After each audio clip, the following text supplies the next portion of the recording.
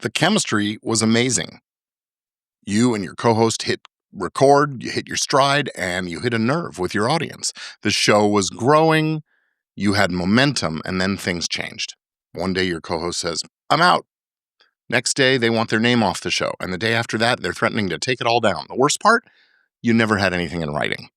Welcome to the world of podcast partnership breakdowns.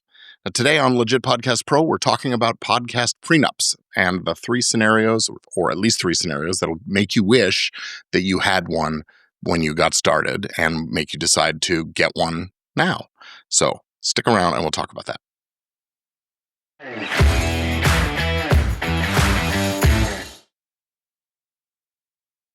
Hello, everybody. I'm Gordon Firemark, the podcast lawyer, and this is Legit Podcast Pro, the show that helps creators like you build profitable, protected, professional podcasts.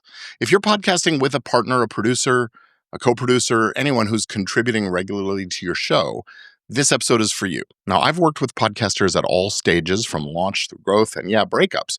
And I've seen what happens when people don't take a few simple steps to define their partnership from the beginning. It's uncomfortable to think about, especially when things feel good, but skipping this step can cost you your show, your community, your income, your sanity.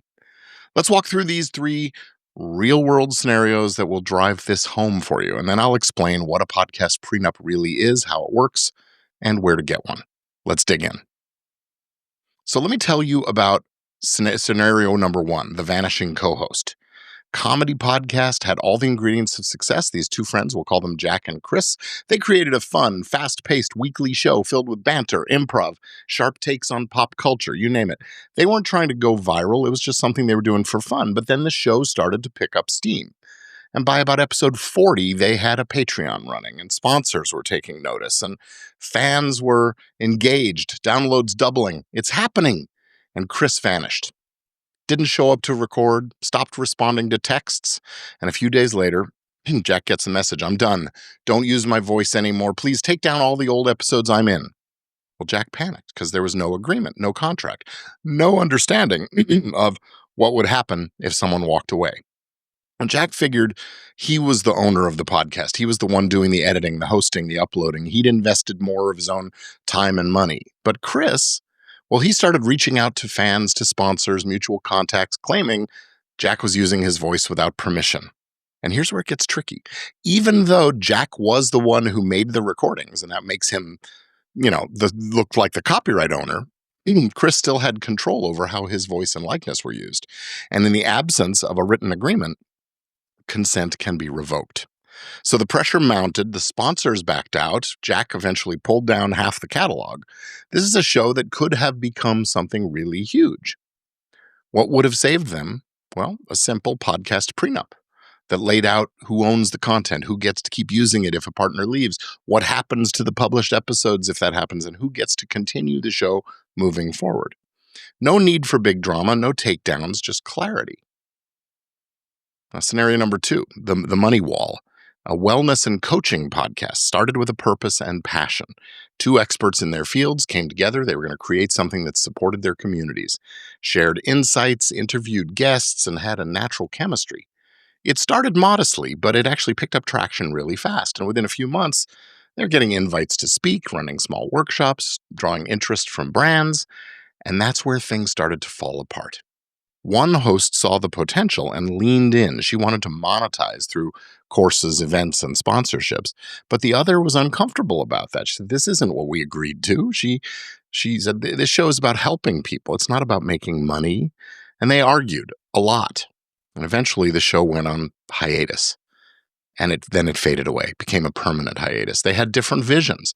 But more importantly, they didn't have an agreement to guide any transition in this scenario. They never talked about whether monetization was a goal, or who owned the rights to the content they made, or how the revenue would be shared, if at all, and even who could speak on behalf of the brand. One of them ended up creating a course that looked and sounded a lot like their podcast, but they did it solo, and that raises all kinds of other legal issues. And the other felt betrayed. This didn't need to happen. A podcast prenup could have included a discussion of those monetization plans, approvals, thresholds for things, ownership of derivative products like courses, intellectual property agreements and assignments for the content that was related to the show, clear procedures for dispute resolution, and what to do, how to dissolve it. Even if just having the conversation early on might have set expectations and either prevented the meltdown or prevented the overinvestment early on until they had, learned these things about each other and their relationship. So podcasting partnerships don't fail because people disagree. They fail when there's no process to deal with disagreement. And scenario number 3 is the brand battle. This one's brutal. And sadly, it's all too common.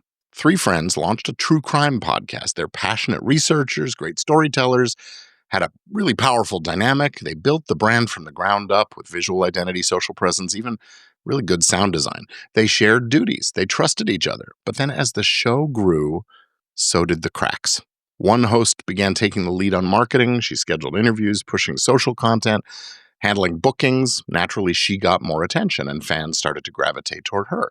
She saw opportunities like live shows and merchandise, maybe a book deal. So she pitched expansion and expected her co-host to follow and be a part of it. But the others felt like they'd been steamrolled, left behind. They hadn't been consulted. So soon they're fighting over who owns the name and the logo, the brand of the show, who controls the feed, access to the audience, after all, right? Who had the right to speak for the brand? And one of them tried to lock the others out of the hosting accounts and the social accounts. Another started her own spin-off, and the fans got confused and then frustrated and then just gave up. And then the show just stopped. No closure, no goodbye. It's just gone. 3 friends, years of work, 0 legal foundation, and now you've got this broken relationship and upset fans. If they had had a podcast prenup, they could have avoided all of this.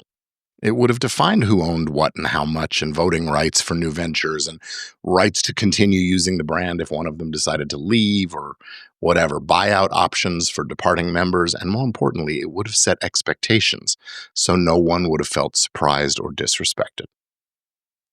So what does this magical agreement actually include?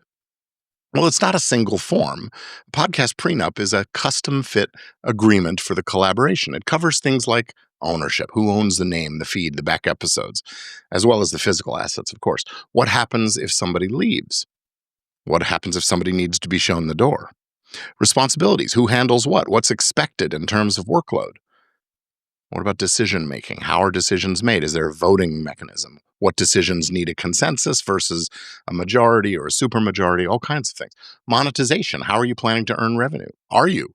Who's going to control things like pricing, sponsorships, expenses? How are you going to divide the income and the expenses, right? And what about departures? Can the show go on without a partner? What happens to their share? What happens to the episodes featuring their voice? Can you buy them out of that stuff? All those kinds of things. Can one host spin off into a new project? Or is that a project that belongs to the group? Can the content be repurposed? Who's going to control licensing of things if someone comes along? What about repurposing into books or other media, transmedia? And then what about likeness rights, voice and likeness? Can your voice be used after you leave? Can your face be on promotional materials? What are you going to do? How do you deal with disputes? Are you going to go to mediation or arbitration? Are you going to let the courts hash it out with lawyers and all those expenses? Or are you just going to walk away? These aren't just legal points. They're real conversations that you should be having anyway. Putting the answers in writing really just ensures that you'll remember what you agreed to and that outsiders will be able to see what you intended if it ever comes, push comes to shove. So what if you've already started? Look, I get it. Talking about the legal stuff with a co-host or collaborator can feel awkward. But you know what else is awkward? What's worse is waiting till it's too late. If you're 5 episodes in or 50 or 500, it is not too late to get a podcast prenup or postnup in place. Here's how you bring it up. Hey, I came up across this podcast lawyer who says it's a good idea to get things in writing before things get complicated. Want to go through some planning on this together? I've got a planning guide. Boom, that's it. That's the script. You don't need to hand them a 20-page legal document out of the blue. You just need to open up the door to a conversation and agree to create some shared guardrails. Now, if things are already rocky, well, this could reset expectations. And if things are great, it'll help you stay that way. Now, if you're listening and realizing that you've never had the conversation, don't wait. I have put together a free tool that'll help you start this the right way. It's called the Podcast Prenup Planning Guide, and it walks you through all the key questions you and your collaborators should answer before things get complicated. You can get it now by going to podcastprenup.com. And when you're ready to make it official, I've got a full library of attorney-drafted templates and co-host and co-production, collaboration agreements, all waiting for you at podcastlawforms.com. Now, your podcast is more than just episodes. It's a brand, a business, an asset. It may not feel like that in the beginning, but trust me, when you start growing, these legal foundations matter more than you think. This is exactly the kind of stuff I handle all the time. I cover it in my Easy Legal for Podcasters course and program, and we have those forms and templates I mentioned. I spend my days helping podcasters just like you turn passion projects into structured, legally protective, creative businesses that profit. If you want to see what that looks like, I have a free sample lesson at gordonfiremark.com/free lesson. And you can check that out right now. So you didn't start your show just so you could fight about it. You started it because you wanted to create something together. You were looking for impact and influence and probably income. Well, a podcast prenup isn't a sign of mistrust.